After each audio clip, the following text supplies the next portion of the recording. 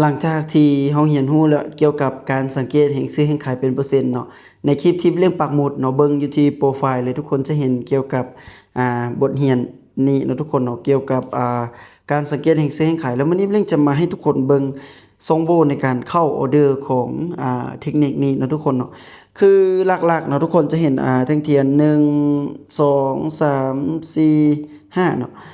เรื่องจะอธิบายทุกคนเบิ่งเกี่ยวกับจุดเข้าจุดออกในจุดนี้ก็คือจุดที่เฮาจะเก็งกำไรจากเทคนิคนี้นะทุกคนเนาะแท่งเทียนที่1นี่หมายถึงแห่งขายเข้ามาแห่งซื้อเข้ามา 100% เนาะแท่งเทียนที่2ก็ 100% นะทุกคนเนาะแท่งเทียนที่3นี่ประมาณสัก 60% นะทุกคนเนาะแท่งเทียนที่4นี่มีแห่งซื้อเข้ามาประมาณสัก25%ทุกคนเนาะแท่งเทียนที่3ก็ประมาณ55%หรือ50%เนาะฉะนั้นลิงจะถามทุกคนว่าระหว่างขน2ฝั่งเนาะฝั่งหนึ่งมีคน100คนกับฝั่งหนึ่งมีคน50คนฝั่งใดหลายกว่าแน่นอนว่าฝั่งที่มีคน100คนยอมหลายกว่าเนาะถ้าให้ดึงเสือกใส่กันเนาะเรียกก็คิดว่าคนฟัง100คนอาจจะมีอัตราชนะสูงกว่า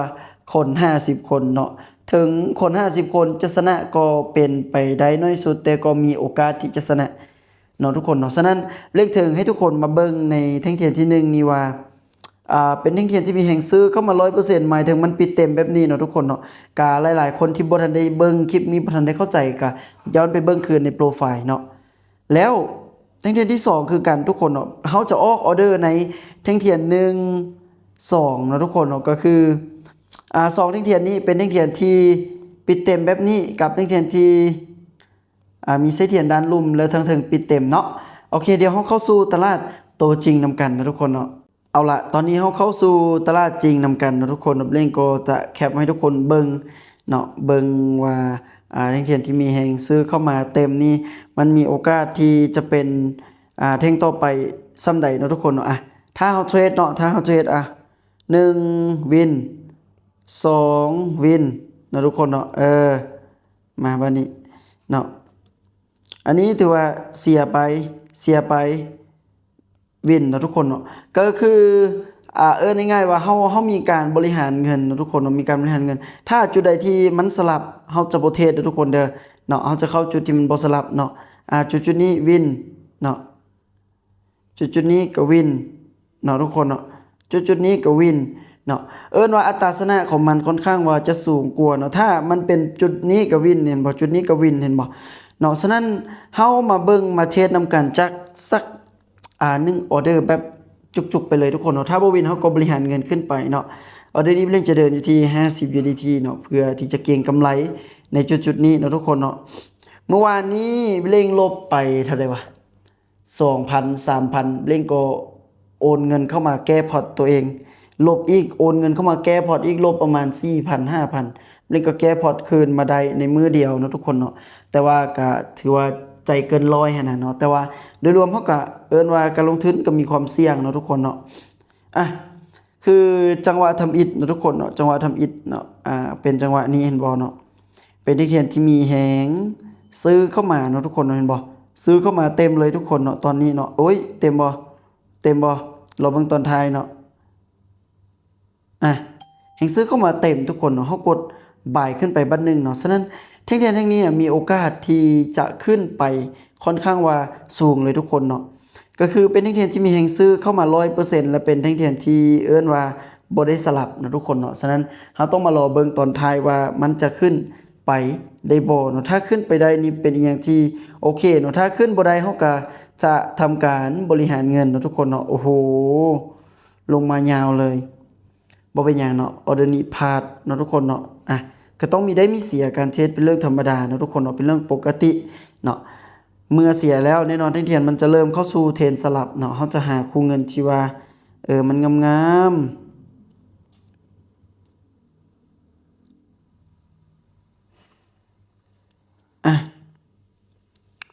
เทคนิคนี้ทุกคนเนาะโอเค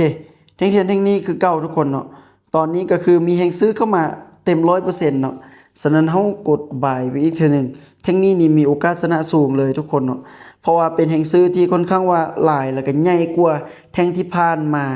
สูงเนาะทุกคนเนาะฉะนั้นมีโอกาสที่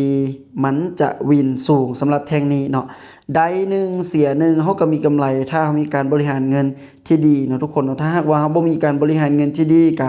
ถือว่าอุ๊ยโอ้โถขึ้นไปก่อนอึ๊บโอเค3 2 1 1 1 1โอเคโอ้โหเนาะทุกคนเนาะถือว่าเป็นอีกอย่างที่โคตรของโคตรเสี่ยงเนาะทุกคนเนาะก็ถือว่าเขามีการบริหารเงินทุกคนเนาะบ่วินออเดอร์1เขาก็วินออเดอร์1อันนี้ก็ถือว่าเป็นอีกอย่างที่โอเคเนาะทุกคนเนาะสำหรับเทคนิคนี้เป็นเทคนิคง่ายๆถ้าเห็นเต็มปิดเต็มเนาะทุกคนเนาะก็ถือว่าสามารถที่จะกดซื้อไปได้เนาะทุกคนเนาะเดี๋ยวขอไปอีกสัก1ออเดอร์เนาะเทคนิคก็ถือว่าปิดเต็มเนาะทุกคนเนาะโอ้โหแห่งขายเข้ามาตอนท้ายทุกคนแห่งขายเข้ามาตอนท้ายเนาะแต่ว่าบ่เป็นหยังเนาะบ่วินกับบ่เป็นหยังเนาะทุกคนเนาะเพราะว่าการเทรดไม่ได้มีเสียแต่ว่าโดยรวมในมื้อนี้สิ่งที่เล่งจะซื้อทุกคนเห็นก็คือทุกเทคนิคเนาะมันบ่ได้ 100% ฉะนั้นการที่เราจะหาเงินได้เราต้องมีการบริหารเงินควบคู่ไปนำเนาะบ่ว่าจะเป็นการลงทุนการเฮ็ดอีหยังก็ตามเนาะฉะนั้นจะไปเพิ่งว่าความมั่นใจของเราแบบเต็ม 100% เลยเป็นไปบ่ได้เนาะโอ้โหอึ๊บลงมาเนาะแห่งขายเข้ามาตอนท้ายเนาะก็เลยว่าเฮ็ดให้เราจุกไปเติบเนาะทุกคนเนาะเดี๋ยวเราบริหารเงินไปอีก1ออเดอร์เนาะทุกคนเนาะว่าเราจะได้เท่าใดเนาะเราไปเฮาคันว่าเราได้ออเดอร์นี้เราก็จะมีกำไรเนาะทุกคนเนาะแบบนี้เราจะบ่เข้าทุกคนเราจะบ่เข้าถ้าบ่ปิดเต็มเราจะบ่เข้าเนาะแบบนี้เราจะรอเบิ่งตอนท้ายถ้าปิดเต็มปุ๊บเราจะเข้ามาไปอีกบัดนึงเนาะทุกคนเนาะเอาแท่งนี้มีโอกาสที่จะขึ้นไปสูงทุกคนเนาะเพราะเป็นแท่งที่ปิดเต็มแล้วมีแห่งซื้อเข้ามาแบบหลายทุกคนเนาะฉะนั้นแท่งนี้เฮาก็ต้องมาเบิ่งนำกันคือเร่งเว้าต่อนิดนึงนะทุกคนเนาะการที่เฮาจะไปเฮ็ดหยังก็ตามให้มันแบบมีผลลัพธ์ 100% เลยเป็นไปบ่ได้เนาะฉะนั้นเฮาต้องเพิ่งการบริหารเงินเพราะว่าเกิดมาเป็นคนนะสิ่งที่ปราศจากบ่ได้ก็คือความผิดพลาดเนาะฉะนั้นเฮ็ดหยังก็ตามเฮาต้องมีตื่นโอ๊ยใหญ่มาเบิ่งว่าเฮามีกำไรเท่าใดทุกคนเนาะสำหรับมื้อนี้เนาะเห็นบ่ได้กำไร90เหรียญถือว่าเป็นอีหยังที่โอเคสำหรับเทคนิคนี้ถือว่าพาร์ท1ได้1พาร์ท1ได้1เนาะทุกคนเนาะก็สำหรับคลิปนี้เนาะเล่นก็อยากจะบอกทุกคนที่เข้ามาเบิ่งคลิปนี้ว่าก่อนที่เราจะศึกษาหรือลงทุนกับแพลตฟอร์มใดหนึ่งเราต้องมีความรู้แท้เนาะเพราะว่าการลงทุนล้วนแล้วแต่มีความเสี่ยงเนาะทุกคนเนาะฉะนั้นเราต้องมีความรู้แท้ต้องรู้จักการบริหารเงินและสิ่งที่เล่นซื้อไปในคลิปนี้ก็คือการบริหารเงินเนาะถึงว่าเจ้าจะเก่งส่ำใดนะเนาะยกตัวอย่างว่าเจ้าเตะบานเก่งสุดละเนาะแต่ว่าลงไปแข่งขันเลยเล่นกระเสือว่าปีนี้จะได้แชมป์ปีหน้าเจ้าก็ต้องเสียแชมป์เนาะมันบ่ได้หมายความว่าเจ้าจะได้ตลอดดอกทุกคนแม้กระทั่งนักมวยดังๆก็ยังทึกน็อกแม้กระทั่งตะวันสายก็ยังไปพาดทึกน็อกเนาะทุกคนเนาะอีหยังก็เกิดขึ้นได้เนาะฉะนั้นเฮาต้องมีการบริหารเงินก็คือรอบ2ถ้ามีรอบ2ตะวันสายอาจจะชนะบ่อีหยังประมาณนี้เนาะการเตะบอลกันมีรอบ2เฮาก็อาจจะกลับมาฝึกฝนกลับมาซ้อมการเทรดคือกันเนาะทุกคนเนาะฉะนั้นทุกอย่างจะให้เทื่อเดียวแล้วประสบความสำเร็จเลยเป็นไปบ่ได้ทุกอย่างต้องผ่านการฝึกการซ้อมการบริหารเงินต่างๆเข้ามาควบคู่กันเนาะฉะนั้นสำหรับคลิปนี้ก็ประมาณนี้ย้ำอีกทีนึงว่าการลงทุนมีความเสี่ยงไผที่บ่มีความรู้บ่ควรลงทุนเด็ดขาดเนาะทุกคนเนาะสำหรับคลิปนี้ประมาณนี้บ๊ายบาย